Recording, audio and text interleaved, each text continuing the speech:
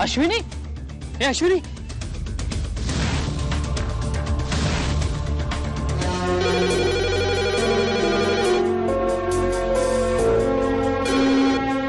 Hello,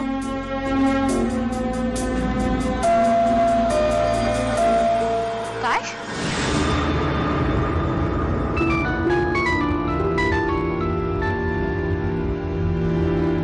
hello, हा काय? पण गाडी थांबव. कुठे?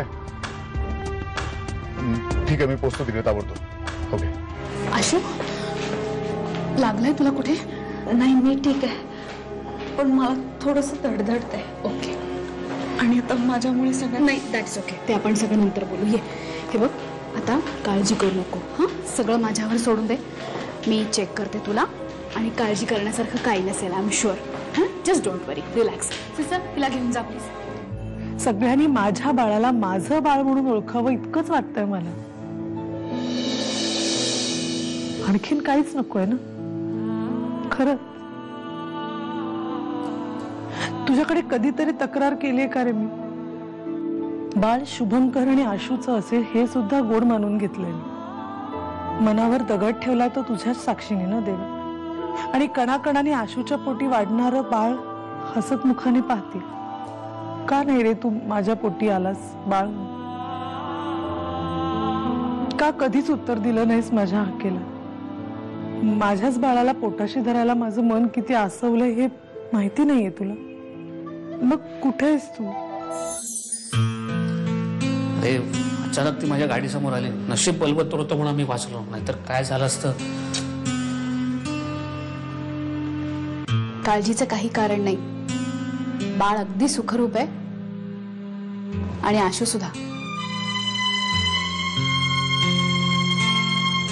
इनफॅक्ट आशूला घरी घेऊन जाऊ शकतोस. शी इज ऑल राईट. मीता, तू इकडे येऊ नकोस असं कुणीच म्हणत नाहीये, पण तू इथे यायची गरजच नाहीये अगं. कारण अश्विनी आणि बाळ दोघे सुखरूप आहेत. आणि मुख्य म्हणजे मीराने अश्विनीला घरी जायला परवानगी दिली आहे.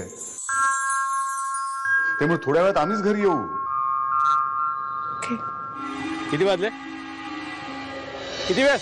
हा, मला काय कामधंदा नाही काय? मूर्खासारखी वाट बघतो मी इकडे. कुठे होतात कुठे आपण? LT रोडवरती ऍक्सिडेंट झाला होता ना साहेब. काय ऍक्सिडेंट? LT रोडला? हा ना साहेब, तिथे मग ट्रॅफिक खूप जाम झालं होतं. मी पण त्या ट्रॅफिकमध्ये अडकलो साहेब. त्या पलाश पुरंदरेने साहेब, त्यांनी पलाश पुरंदरे?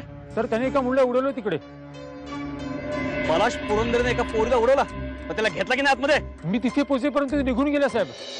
म्हणजे त्या मुलीला त्यानेच नेलं त्याच्या बायकोच्या हॉस्पिटलमध्ये. तुला कसं कळलं की त्याच्या बायकोच्या हॉस्पिटलमध्ये घेऊन गेला तो? म्हणजे तिथे लोक त्याचे सांगत होते साहेब. हॅलो, अगं तू फोन का नाही उचलत आहेस? आणि तू फोन उचललास तरी किती टेन्शन मध्ये असतेस आजकाल. काय, कुठे आहेस तू? काय प्रॉब्लेम काय? हॅलो समीर, मी शुभंकर प्रधान बोलतोय. मी बँगलोर ऑफिस मध्ये आहे माझ्या आत्ता.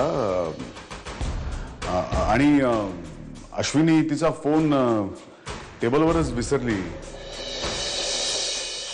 आय थॉट कदाचित काही इम्पॉर्टंट असेल म्हणून मी घेतला फोन. Thanks mister Shubhankar. म्हणजे ऍक्च्युली मी खूप आधीच तुम्हाला असं थँक्स म्हणायला पाहिजे होतं. कारण तुम्ही माझ्या आईसाठी, आईच्या ऑपरेशनसाठी जे काही कर्ज दिलं, आम्ही लवकरात लवकर तुमचे पैसे परत करण्याचा प्रयत्नात आहोत. Sameer please,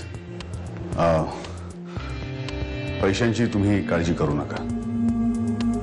you just concentrate on your studies. आणि काही निरोप वगैरे आहे का अश्विनी करता? हा, तिला मला फोन करायला सांगा. ओके, मी निरोप देतो तुमचा. Okay, bye.